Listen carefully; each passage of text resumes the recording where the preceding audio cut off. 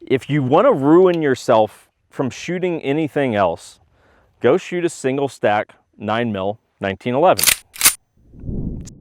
So the biggest thing for Cabot for me is, look, they've always made very functional in the sense of, yeah, look, their guns are extremely like triggers are amazing, slides are buttery smooth, all of that. But I mean, like high artistic value guns versus stuff where you start to look at this and you go, okay, top treatment, you know, and like all that, you know, stuff that for those of us who shoot 1911s and train with them, stuff you would want on a gun. I don't need Damascus on a training gun.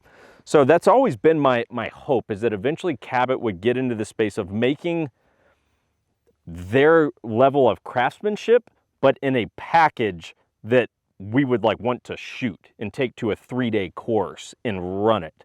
And that's what they've done with this. And unless there's info that I'm unaware of, this is their first venture into that territory. And shit, they nailed it. They nailed it. And I'm not surprised. I'm not surprised, because there's standard things that we all look for in 1911s who shoot them. But what you have to understand with this, hey, look, prototype. A lot of this is going to change, okay? So obviously, you know, look, there's a single side safety now. You know, once there's a production model, it'll probably still come standard side, but you'll be able to throw on an ambi if you want, for those of us who are gifted, AKA lefties, geniuses, some people call us. So we're going to have an ambi safety. I don't imagine they'll do the two-tone thing. I think this is really just for the sake of, hey, look, demo gun. They're trying to get feedback. They're trying to understand what works, what doesn't work. You know, this is a beta test, so I don't think this will be the standard finish. I would love to see this thing just murdered out, like absolutely black. Even black out these Cabot logos in here. Keep them in, it's cool. I don't have any issue with that, but I'd black that shit out. And really like murder out this gun. Maybe throw a 10 barrel in it, something like that. But really, you know, I would definitely personally, and this will likely all be done or at least available. Yeah, now we start getting in the territory where 100% I'd throw a rail on this gun. But the fact that this gun is in 9mm really, really makes me happy, because I tell people this all the time. If you want to ruin yourself from shooting anything else, go shoot a single stack 9mm 1911. It's the easiest way to just fuck yourself up from everything else, because nothing's going to shoot better than this. There's just nothing that's going to shoot better than this. A 2011 is not going to shoot. It's not going to be as enjoyable to shoot as one of these. Okay. Now, what's interesting about this, because this is also, and while we're at it, just for the sake of sound effect, just listen to the butteriness of this. I mean, like, we could make, some rapper needs to make a rap track to that. That's your beat, go, start going. People have said I could have been a hip hop star, but fuck, you know, I don't know. Now, what's interesting about this is typically with 1911s, all steel guns, right? Steel frame, steel slide. They used an aluminum frame on this and a steel slide. So when you pick this up, if you're, you know, a 1911 guy and you're familiar with the weight of these, you go, that's light as shit. Like, it's light. And like Colt used to do some lightweight Commanders back in the day, and those things were like super uncommon and hard to find. And at least the people that I know that had them, they'd charge a fortune if they were going to sell them. This is, I mean, it's not like an air weight gun. We don't need to go to that place where it's just like an all polymer, you know, super lightweight gun. But I mean, that's sound. But it's light, okay? Aluminum frame, steel slide. Obviously, that trade-off in weight, making it lighter, is going to make it recoil slightly heavier. But we're talking about 9mm on a single stack 45. So look, that recoil is still low. For those of you who shoot, you know, 45 a lot, you'll know how snappy that is. And if you look how flat this thing winds up being, it's just right back on target. It returns very quickly.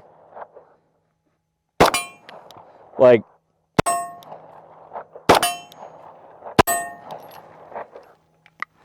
it's just a very, very flat shooting gun. It's going to ruin you from everything else you have. Bull barrel, I'd be honest with you, I don't know really the full backstory on bull barrels. Like, why do I want them? Why is this a good thing? I know some people use them, some people don't. I can't answer that for you, okay? But it does have a bull barrel.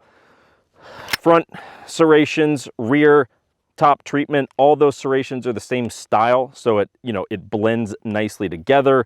We've got that nice U-notch sight that they've been using on the rear, which on their Alchemy guns that I've been demoing today also.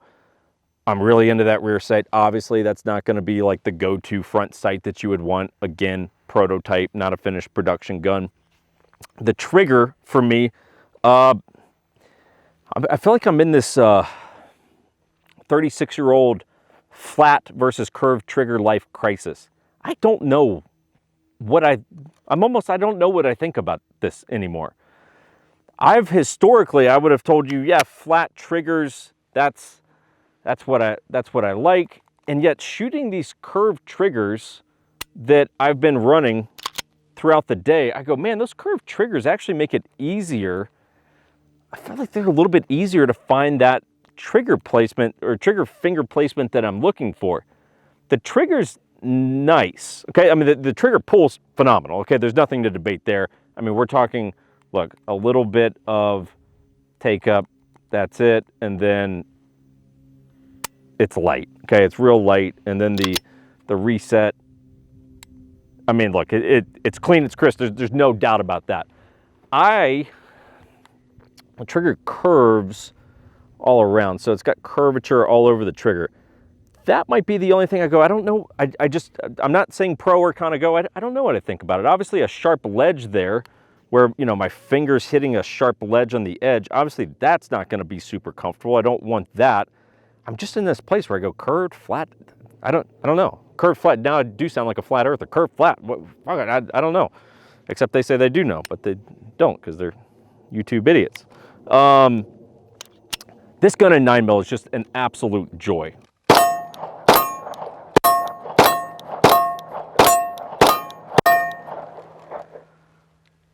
Now, for those of you who are going, there's something kind of different about that gun, you are correct.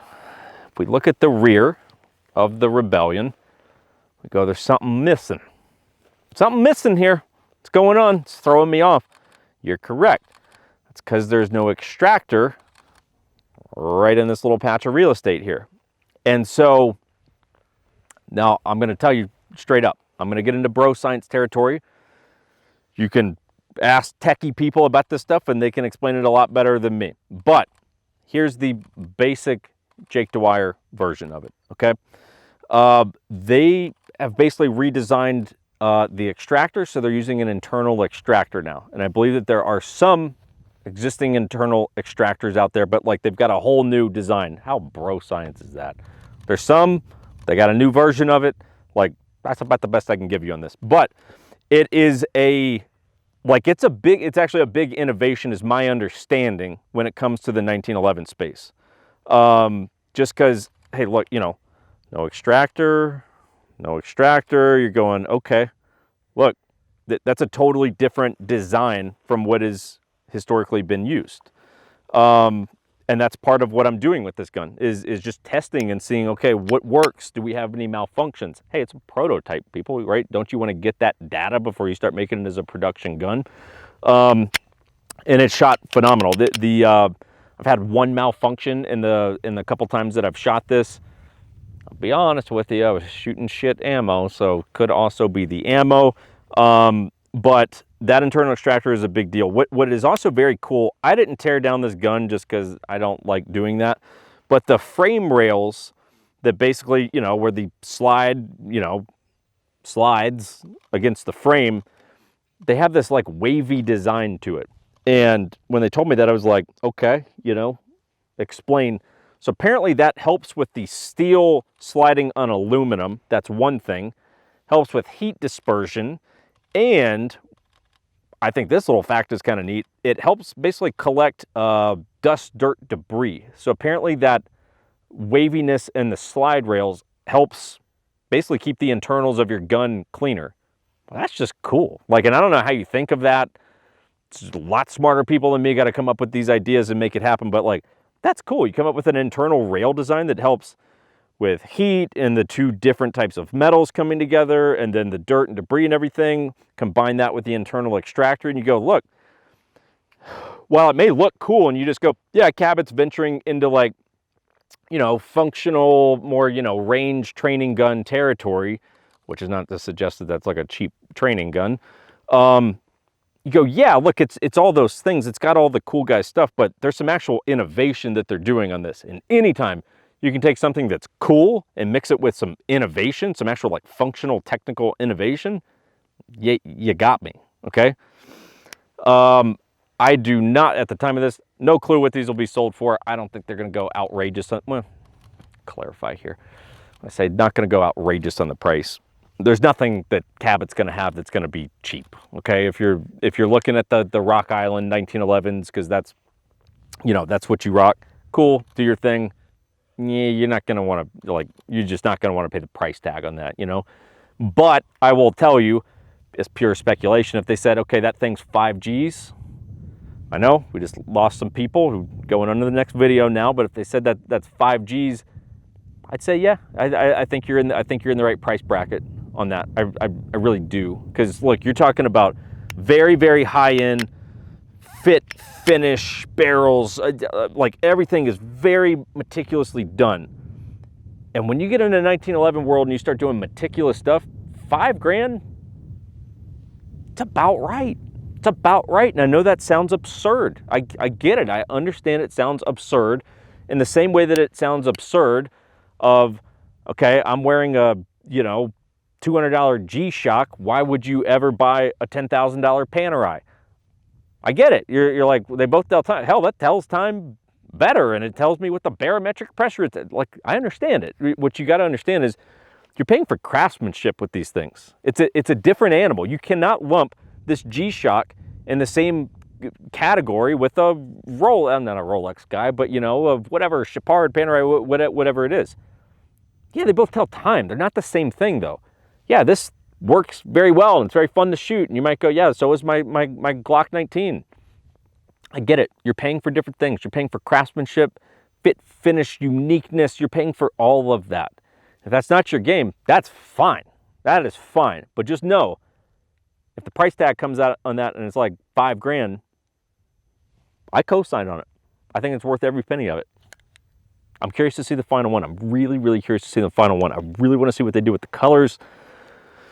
Are we going to have frame rails? Like what? Like, I can't wait to see what they do with this because I'm really, really into it.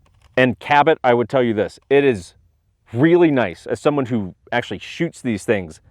I feel like welcome. Like for those of us who like shooting your guns but don't need to math, welcome. It's nice to have you in the market of high-end shootable 1911s. And I think you could disrupt the space a little bit. You know, look, we got the Nighthawks, we got the Wilsons. It's not many people on that list. It's really not. In that price bracket, not many people on that list.